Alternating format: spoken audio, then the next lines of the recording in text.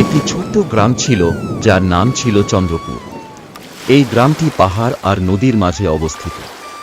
শীতকালে এই গ্রামের মানুষদের জীবন হয়ে ওঠে চরম কঠিন।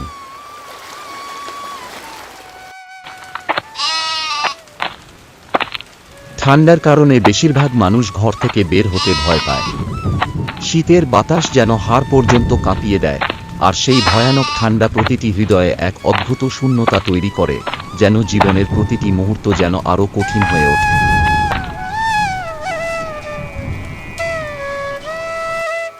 দাদু, শীত এত সুন্দর কেন লাগে?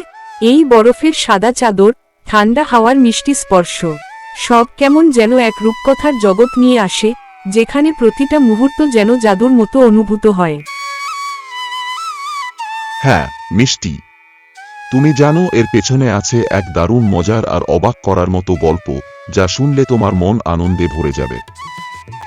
দাদু, গল্প বলো, সেই রূপকথার গল্প যা শীতের রাতগুলোকে আরো জাদুময় করে তোলে। দাদু, বলো না। তাহলে গল্পটা শুনো। একবার তুষার রানী আর বাতাস মিলে সারা পৃথিবীতে শীত নামাতেন। তুষার রানী বরফের গালিচা বিছাতেন, আর বাতাস হিমেল বাতাস বইয়ে দিতেন। কিন্তু এক বছর বাতাস ভীষণ অভিমান করে তুষার রানীর কোনো কথাই শুনলেন না। মনে যেন আগুন জ্বলছিল, আর সেই অভিমানে সারা পৃথিবীটা যেন থমকে গেল। কেন দাদু, তুমি এমন করে বলছো যে মনে হচ্ছে খুব কষ্ট পাচ্ছ? কারণ বাতাস গভীর দুঃখ ও রাগে ভেবেছিলেন শীত আরও বেশি কঠিন হোক। তিনি আশা করেছিলেন মানুষ শীত থেকে পালাতে শুরু করবে, আর তখন সবাই তার শক্তি বুঝবে। তুষার রানী অনেকটা কষ্ট সহ্য করে তাকে বোঝানোর চেষ্টা করলেন, কিন্তু বাতাস তার কথা একটুও শোনেননি, যেন তার হৃদয়ে এক ধরনের অন্ধকার ঢুকে গিয়েছিল। বাতাস, তুমি কেন এত রাগ করছো? শীত তো সৌন্দর্য আর শান্তির প্রতীক। তুমি কেন এত অভিমান করে আছো, যেন তোমার হৃদয় কোনো দুঃখের ছায়া পড়েছে?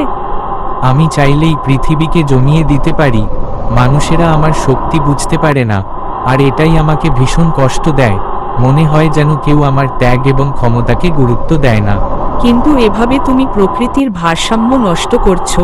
তুমি জানো না এটা কতটা বিপজ্জনক হতে পারে। চল, আমরা একসঙ্গে শীতের সৌন্দর্য তৈরি করি, যেন মানুষ প্রকৃতির আসল শান্তি ও শীতলতা অনুভব করতে পারে।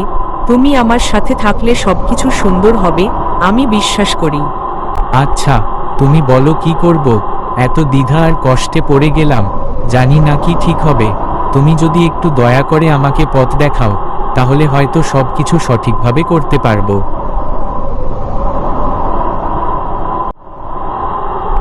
বরফে ঢাকা পাহাড় আর হিমেল বাতাস, এগুলোই তো প্রকৃত শীতের সৌন্দর্য। কিন্তু এই সৌন্দর্য যেন মানুষের জন্য আনন্দের হয়, তাদের হৃদয়ে শান্তি আর উষ্ণতা অনুভব হয়।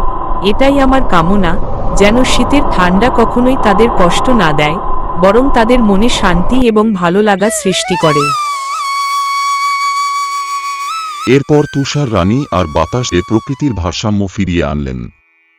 সেই মুহূর্তে পৃথিবী যেন নতুন করে শ্বাস নিতে শিখল। সেই থেকে শীত শুধু কঠিন নয়, এক অনির্বচনীয় সৌন্দর্যের উৎস বটে। দাদু, এবার আমি তুষার রানীর মতো হতে চাই, তার মতো সাহসী, মমতাময়ী হব, আর শীতের প্রতিটি সৌন্দর্য নিজের হৃদয় অনুভব করব।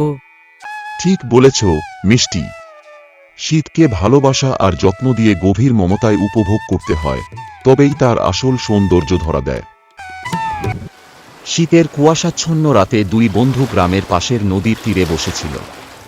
তাদের সামনে উজ্জ্বল আগুনের শিখা নাচছিল, যা শুধু শীতের কামড় থেকে মুক্তি দিচ্ছিল না, বরং তাদের মনে এক ধরনের আরাম আর শান্তির অনুভূতি জাগিয়ে তুলছিল।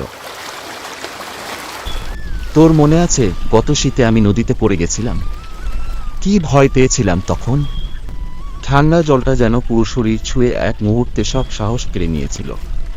তুই তখন কিভাবে হাত বাড়িয়ে আমায় টেনে তুলেছিলি, তা কখনো ভুলব না।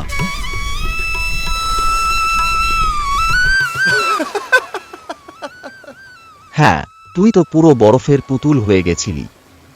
মুখটা কেমন নিষ্প্রাণ লাগছিল, আর ঠোঁটগুলো কাঁপছিল নিরন্তর।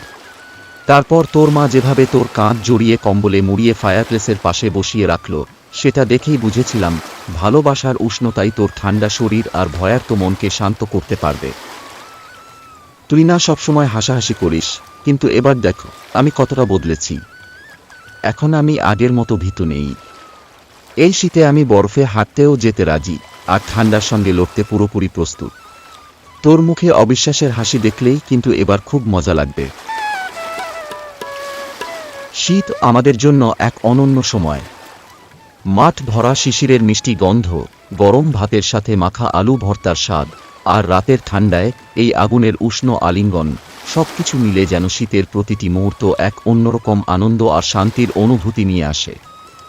এমন সময় যেন কখনো ফুরোতে না চায়। হ্যাঁ সত্যি, কিন্তু শীত বেশি দিন থাকলে আবার অনেক সমস্যা হয়ে যায়। জমি শুকিয়ে যায়, চাষের কাজ ঠিক মতো হয় না, আর গরিব মানুষদের তো অনেক কষ্ট হয়। তাদের শীতের মধ্যে ঠিকমতো খাওয়া দাওয়া ও জামা কাপড়ও জুটে না।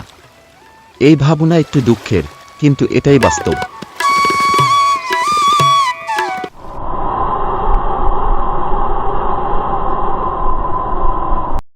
গরিব কৃষক রামু, যিনি রাজ্যের এক প্রান্তে তার সামান্য সম্পদ নিয়ে পরিবারকে বাঁচিয়ে রাখার কঠিন লড়াই করছেন।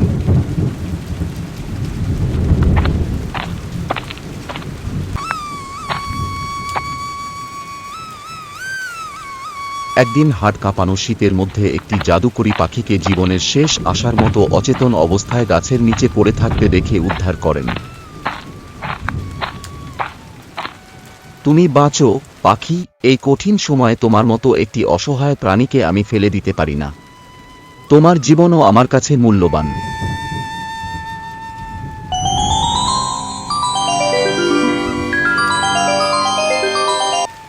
ধন্যবাদ রামু, তুমি আমার জীবন বাঁচিয়েছ। আমি তোমার এই মহান উপকারের প্রতিদান দেব। শীতের এই কঠোর কষ্ট দূর করতে আমি আমার সমস্ত শক্তি দিয়ে তোমাকে সাহায্য করব। তোমার প্রতিদান চাই না। মানুষ হওয়ার প্রথম আর সবচেয়ে বড় দায়িত্ব হলো অন্যের পাশে দাঁড়ানো, সাহায্য করা। তোমাকে সাহায্য করতে পেরে আমার মন শান্তি পাচ্ছে।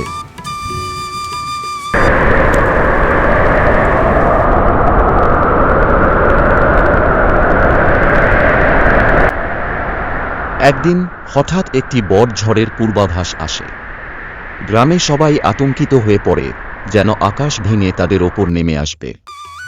অসহায় মানুষগুলো দিশেহারা, চোখে ভয়ের অশ্রু আর বুকে গভীর উৎকণ্ঠা।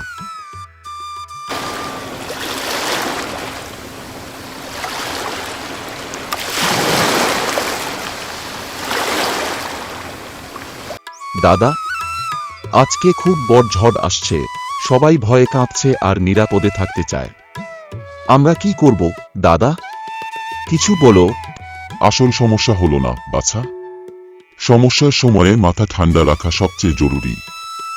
ঝড় বাইরে আমাদের সবকিছু ভেঙে ফেলতে পারে, কিন্তু যদি আমরা ভেতর থেকে শক্ত থেকে ধৈর্য না হারাই, তাহলে সেই ঝড় আমাদের মনোবল ভাঙতে পারবে না।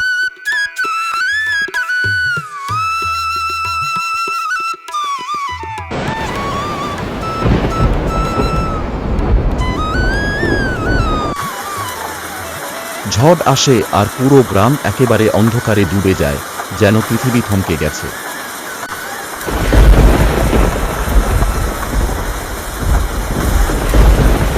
সবাই আতঙ্ক আর প্রার্থনার মধ্যে ঘরের মধ্যে আশ্রয় নেয়, হৃদয়ে ভয় আর আশা মিশে থাকে।